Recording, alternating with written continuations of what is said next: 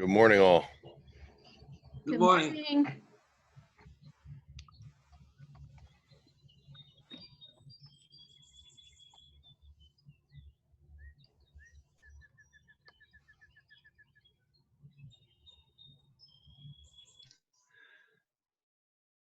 Good morning, everyone. Good morning, Bill. Morning, Bill. Morning, Pat. Morning, Steve. How are you, sir? Oh, fantastic. And I don't know who Sir is, but he's doing okay too, I guess. yeah, you know. Morning, everybody. Good morning. Morning, Mr. Jadick. Hey, Pat. Yeah. After this meeting, and when you get a chance, you want to give me a call and Sure. to discuss that email that I sent you? Yeah, I replied back to you, and but I'll give you a call and discuss. Okay, thanks. Morning, gentlemen. Morning, Tom.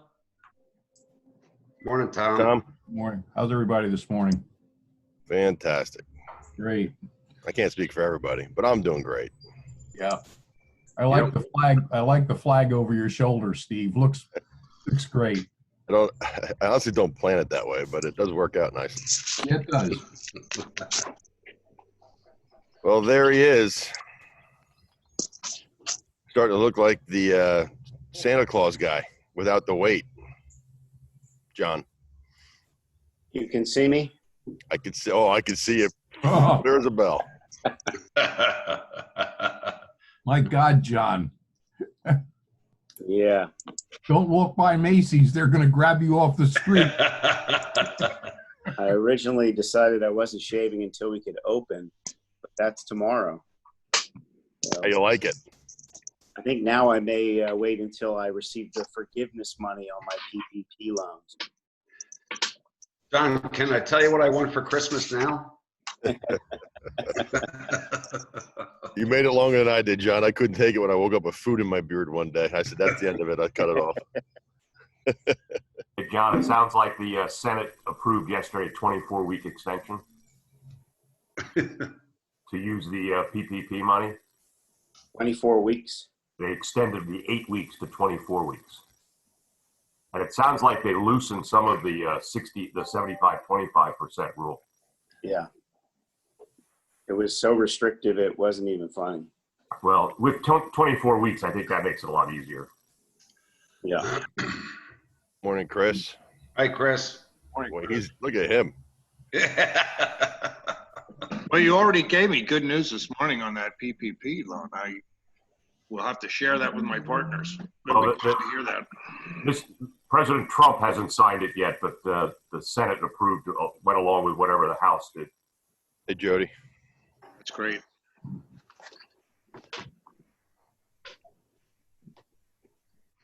Phyllis, you here? I'm looking. Yeah, good morning. Hi, good morning, Phyllis. Morning, fellas. Good morning. All right, it's everybody else have 8 o'clock? Yep. All right, it's 8 o'clock. Let's call the meeting to order. Any public comment? I'm not sure who's out there besides Mr. Jadick. Not from me, thank you. Is there anybody else out there in the public world that would like to say anything? Hearing none. Phyllis, you're up. All right. Good morning, everyone. Morning. Balances Morning. at the end of May totaled $9.5 million, as anticipated up from year end because of the influx of the real estate taxes. However, that is $2.8 million behind the same time last year. As anticipated, the 2019 spending used up a bit of our reserves, as well as the decreased revenues in 2020. Interest rates continue to fall. The savings rate at this at the end of April, 0.3. I was notified on Monday that all accounts this are now at 0.25. Not sure that they can go much lower, but that's where we are. So all the funds are sitting in their respective accounts. There's really no incentive to invest anywhere. Any questions on cash? Okay, Melissa, if we can move forward to fund balance. Similar increase is noted in the fund balance. May results added 1.2 million to the surplus. We had 400,000 at the end of April. May's 1.2 million brings the year-to-date surplus to 1.6 for an overall ending fund balance of 9.9. And the next work paper will compare where we are year-to-date. I've compared year-to-date May of 19 to 20, and you can see the key variances in our revenue accounts, which is accounting for most of the lack of cash. Real estate taxes on a net basis. When I say net, I include the effect of interim taxes that have been collected, discounts, penalties, everything. We are behind in total real estate taxes, $166,000. All other taxes, which include the mercantile tax, EIT tax, local services tax, and the real estate transfer tax, were behind $695,000. Government, intergovernment, what I'm referring to there are funds we received from the state. Last year at this time, we had received a small water grant of $81,000. In addition to that, we had received an additional $88,000 of refuse funds, which are not included this year. We did receive our Benecon reimbursement in May. The total reimbursement was $122,000. We had budgeted $125,000. Our budget guess was pretty spot on. However, it was significantly less than what had been received in 2019. Utility revenues are likewise running just a little bit behind. That's spread equally over each of the three services. We anticipated a reduction in refuse revenue because we discontinued service to commercial customers that occurred in the beginning of the third quarter. So will be a running variance when we compare the refuse revenues. The water and the sewer revenues are just slightly off, and my best guess to why that is happening would be businesses are closed, people are at home, so we don't have a lot of commercial usage.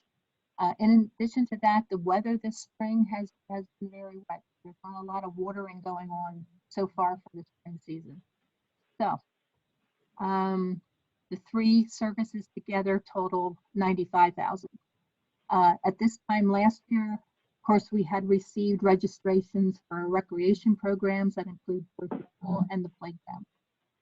So the key variances in our revenues is listed total 1.3 million.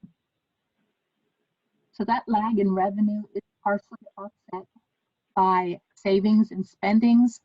Through May, that's only 300,000. That number will continue to grow as we get into the season where we previously paid for the items we have paid for 2020. Any questions on our May comparison? All quiet. Okay, just to review the spending for capital projects, there's been very little as we paid for most things. We did release retainage on the 2019 street work and sidewalks, and they were paid mostly by the remaining funds in the road fund. The only other expenditures of a capital nature were continued fees to Cowder for the window project, and that has been suspended. With Green Light Go, there was initial planning going on with traffic planning and design. We have been informed by PennDOT that those funds are being suspended as well. So we anticipate one additional invoice from traffic planning and design. We can submit reimbursement requests to the state. I don't know when we will be receiving that, but the actual project itself, the bidding for the fixtures and the installation, that has been indefinitely suspended until PennDOT tells us otherwise. So the good news here is that of the capital projects that are included in the budget, which total almost 1.9 million, to the end of the year, we will have spent less than 100,000 if we stick to the current plan. Okay. Just to update our revised spending plan, the only disbursements that occurred in the month of May is that the police vehicle did arrive and that was paid for. We still need to purchase some equipment to completely outfit that vehicle. Also, the chipper did arrive and that has been paid for. Okay. Okay. Continue. All right. So just to look at our real estate taxes, the gross real estate tax, which is just based on the assessment without regard to discount or penalty or interim. When we compare the end of May of this year to last year, we were about 200,000 behind. May is a period where we're receiving the balance of the discount payments and we're starting to receive the flat payments. That will not be a large source of revenue going forward. Number one, it will be delayed due to the extended due date. And number two, there's just not a lot more additional tax out there. So we were at 94% last year. We're at 82% this year. And I'm not. Phyllis, when you say there's not a lot more tax out there, what are you referencing? What do you mean? Oh, but there's only an additional 18% of the Okay. assessment sitting there. Got it. Yeah. I would, go ahead. sorry, I would assume anybody who's going to pay in the flat tax period, there'd be no incentive for them to pay in May anymore. Right. Unless they just forgot to pay it and wanted to get it over with. But so I would assume that some of that's going to be deferred into the, when is the end of the flat tax period? Is it the end of August? September, I believe. End of September. Okay. Chris, can you confirm that? September, End of September. Okay. end of September. Okay. Melissa, can you continue? May did not give us any new assessment decreases. So the budget assessment that was used was $1,021,000,000, and we are currently at $1,022,000,000. So no new news.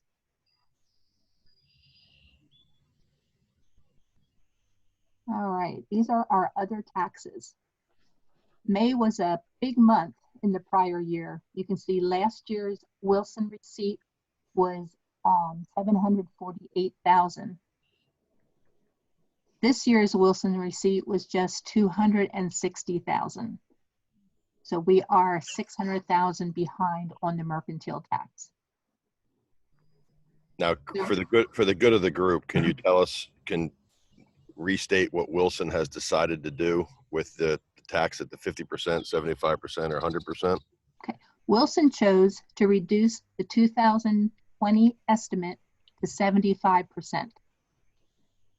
Wyomissing chose to reduce that by 50%. So council agreed to go with whichever reduction was less.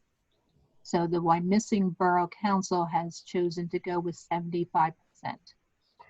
We will have businesses that will continue to pay the 100% estimate just because they are unaware. But I think most businesses are aware of the extension of the due date. And when is the extension? When is the due date? That would be July 15th. Okay, so we can expect some extra additional income at that point. I know, Phyllis, a few of us have spoken, and I apologize for the group if it wasn't everybody, and if it was, I apologize for repeating myself. But we talked about saying, all right, if we're expecting to get 75%, but we wanted to, in a worst case scenario, use 50% because the Wyomissing School District used 50 and the Wilson School District used 75. We talked about using, setting aside 1/3 of any funds that we get from Wilson to have it there available to us when and if we need to do any reimbursements back to businesses for overpaying. Is that a fair statement? Not exactly, because the borough doesn't make payments nor collect directly from the businesses. Both the school district and the EIT Bureau are acting as agents for the borough. So any refunds that may be issued would be offset by collection by other taxpayers. The net result in any given month is what's remitted to the borough in one lump payment. Okay. So the borough will never actually be processing refunds. Okay. Yeah. The Burke CIT Bureau or the Wilson School District would be doing that. So if there's $100,000 in refunds in 1 month and we're due $110,000 from Burke CIT, they'll send us $10,000. Exactly so. Okay. Everybody else understand that? I didn't understand it that way, so I apologize. So we can expect reduced revenue flows, but we will not be issuing refunds. Okay. Questions on that? The only question would be that you're still issuing a refund. You're just not actually paying cash for it. You're just getting a reduced payment. I'm not sure the fact still doesn't remain that we should be setting aside a reserve account to cover the loss of income from potential dollars not coming in next year because of a result of a refund. Although we didn't pay it, it's still being paid by a reduction in what we get. I'm not sure you still don't want to reserve some of what you're collecting.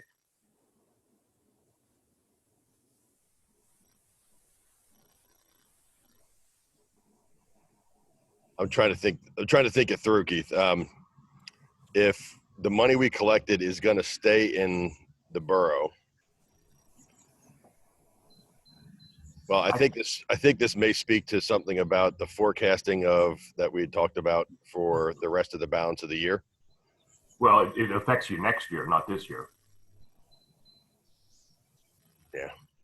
It's a reduced income for next year that you can't anticipate because you don't know what the reduction is going to be.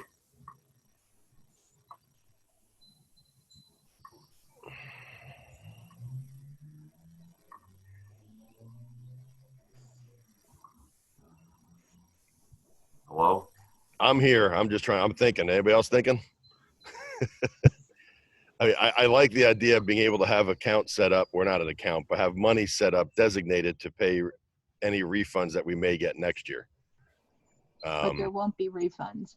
Yeah, I think it's more of a budgeting issue rather than setting money aside. I don't think it's necessary to actually set money aside, but this reduced revenue flow, including netting out any potential refunds that will be paid by the collecting agencies. I mean, all of that needs to be taken into account with budgeting. But I don't think you actually have to set cash aside. I agree with you, Chris. Okay. All right. So at the end of the year, we'll figure out what we got in from the Wilson School District. We'll take 1/3 of it and reduce it out of the budget for the following year. Somehow that makes sense to me. Any other questions? Moving on. Moving on, we're looking at the real estate rent tax. We are just slightly behind last year, about 4%. Still carrying us was a large commercial sale that occurred in April. I anticipate this picking up again as the market opens for settlements and viewing of homes. So I'm not particularly concerned about the real estate tax at this time. Okay. Earned income tax. At the end of May, we were 87,000 behind. June was a big month for processing and remittance to the borough, but we have already received our June disbursement that came just yesterday, actually. So where we had received 700,000 in May of 19, the 20 disbursement was 590,000. So through the end of June, we will be 200,000 behind in EIT.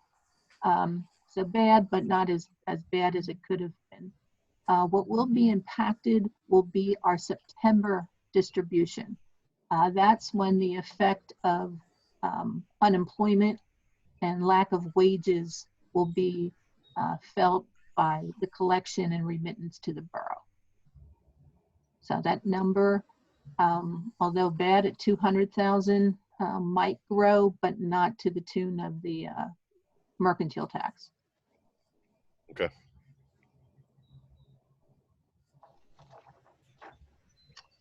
The local services tax is the $2 withheld from each biweekly pay. Essentially no change compared to last year. That might dip slightly with the August receipt, but that should not be a huge source of the variance.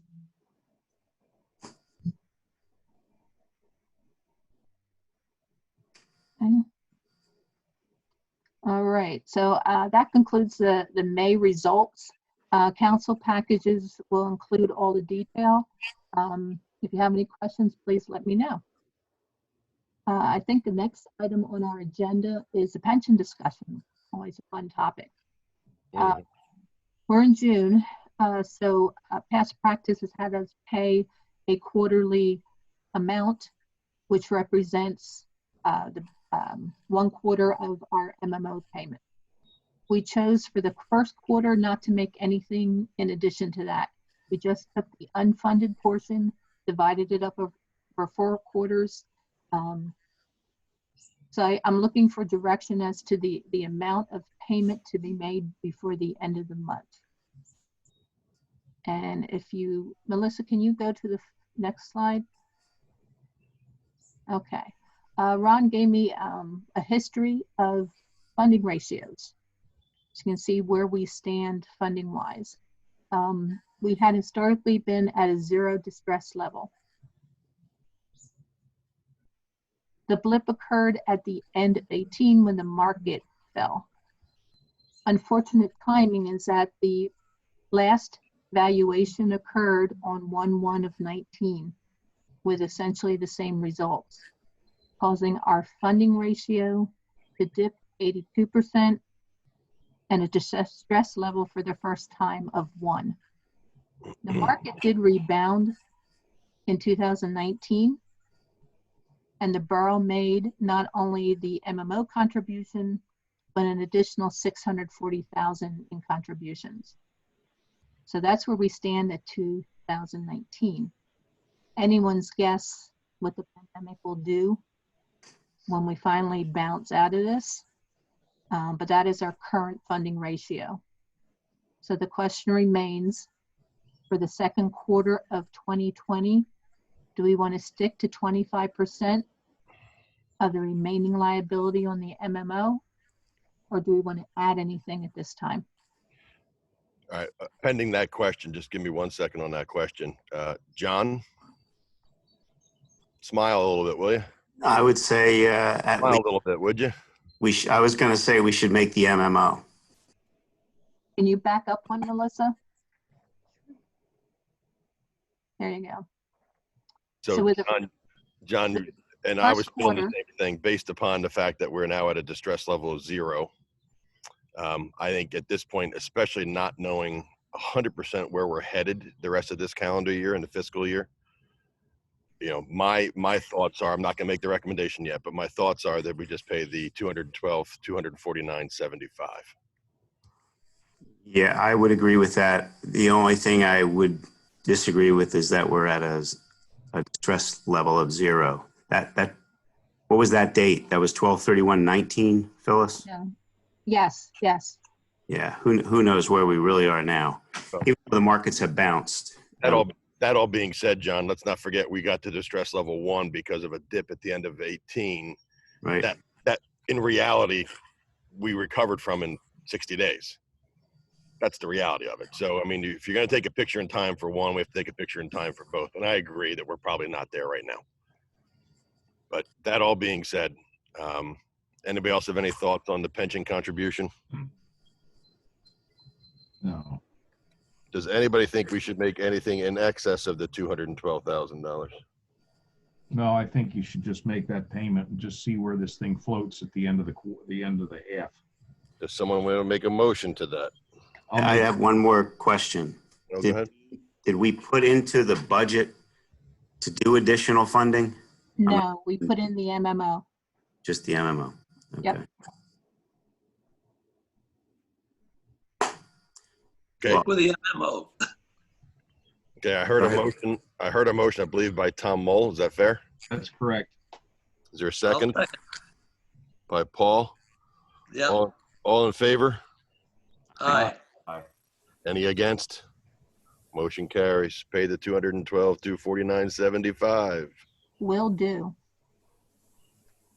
Okay. I gotta tell you, Phyllis, when I looked over that, at least there's one thing I could smile about when I saw the distress level 0 and 95%. Good news. Don't know how long it will last. Exactly. Take it while we get it. Yeah.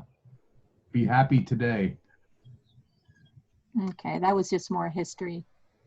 I think the last item on our agenda is other business.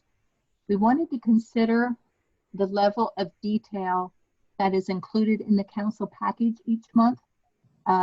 Councilmember Boucher was questioning some of the disbursements that have been made.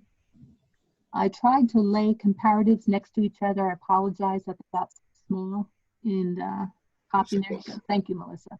A little more, Melissa. A little more. Thank you.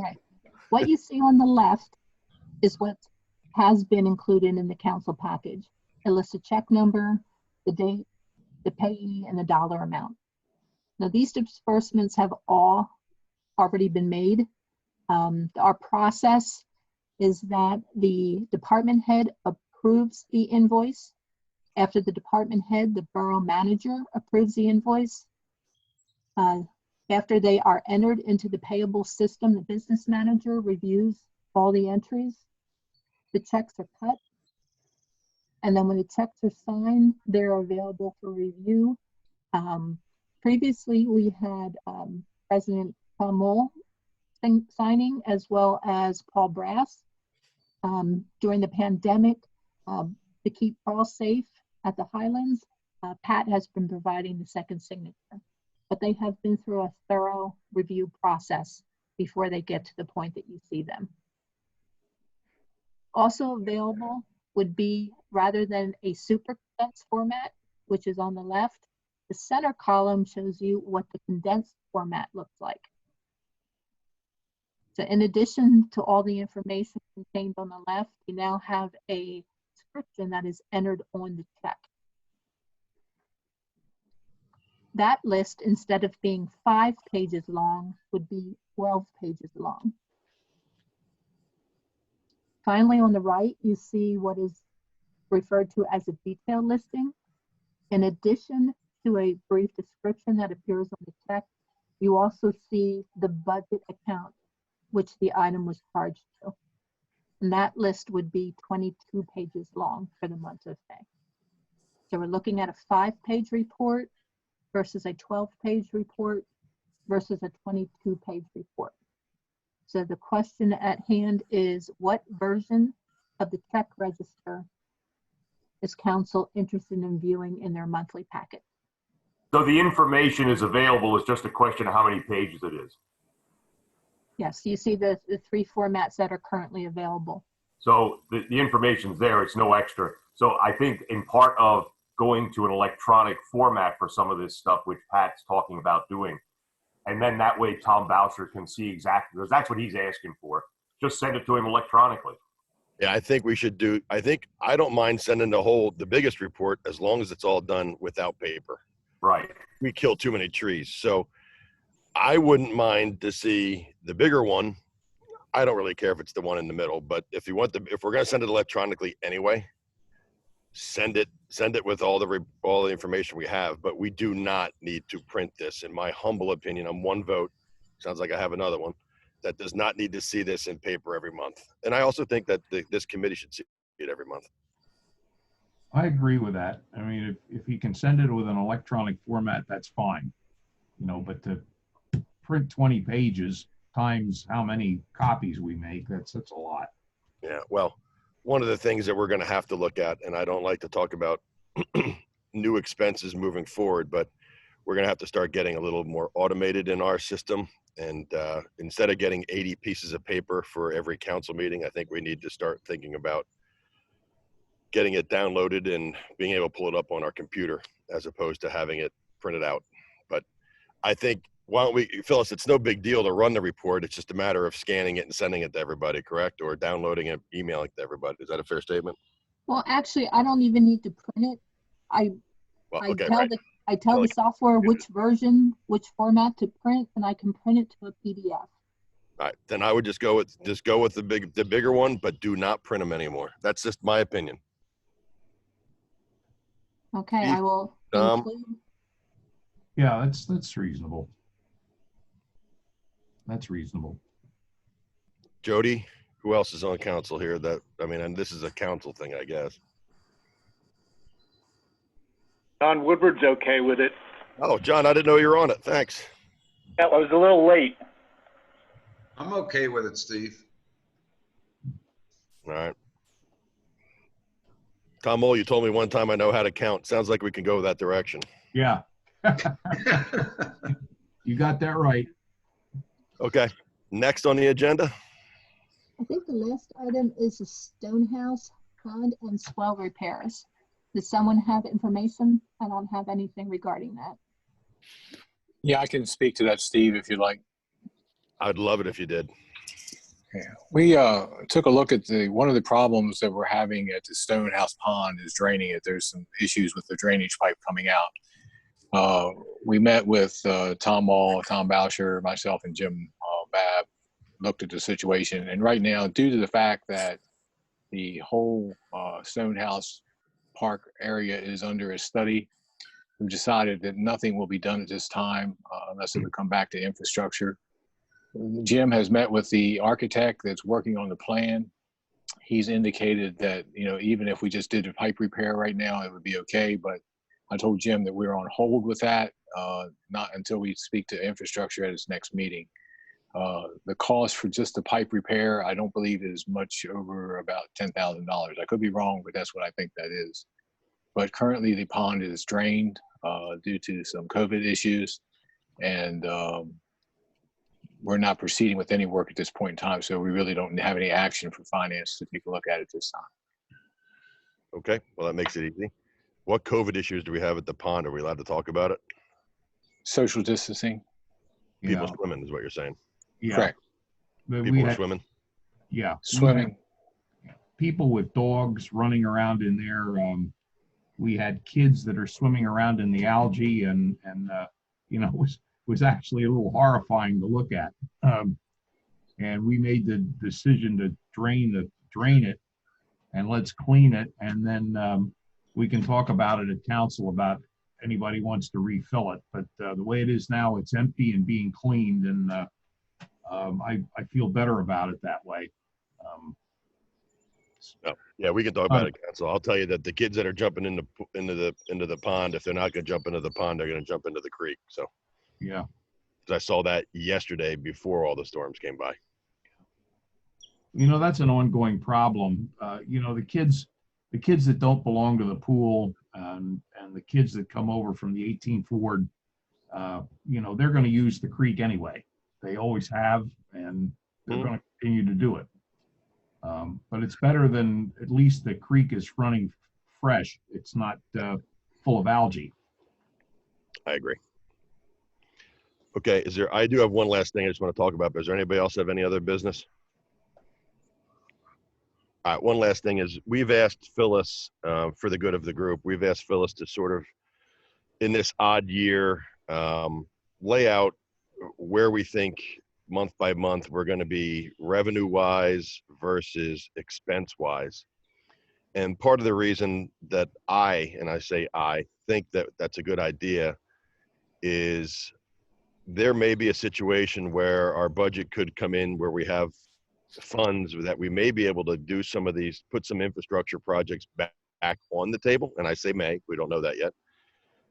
And be able to get them at a better price than we could have any other time while these contractors are still looking for business out there and before they get real busy. So one of the ideas is we really don't know where we stand. We compare the month to month, 1 year, May to May of 19 to 20 is a good thing, but 20 is such a crazy year that it's still hard to figure where we are and where we're going to be.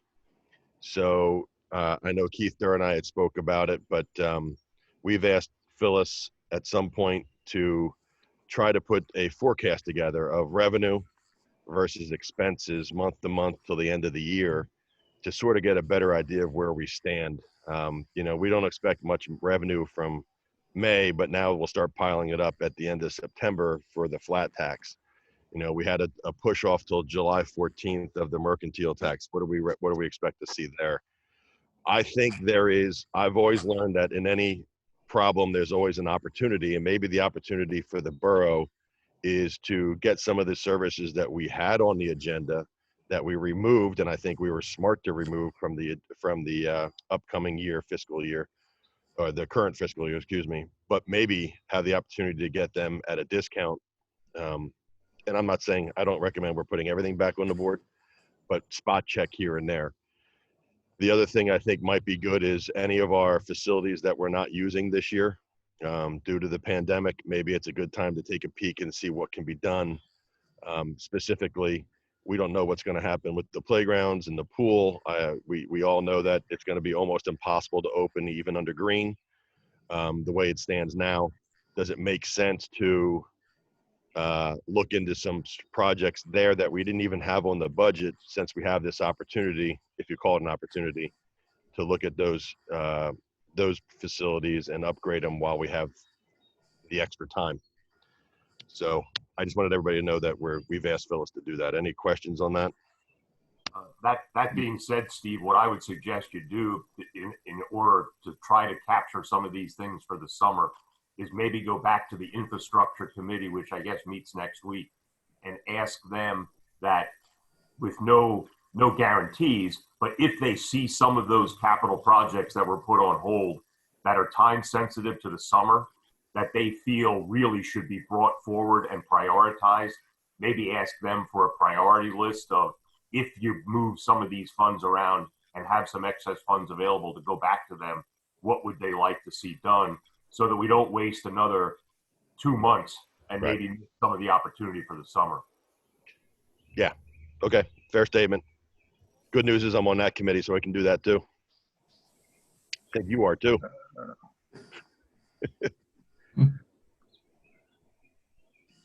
Anything else? Anybody in agreement with that? Yes. Good idea. Okay. Anything else for the good of the group? Let's get back to work. Amen. Amen. Amen. All right. Hearing none, the meeting is adjourned. Thank you. Have a good day.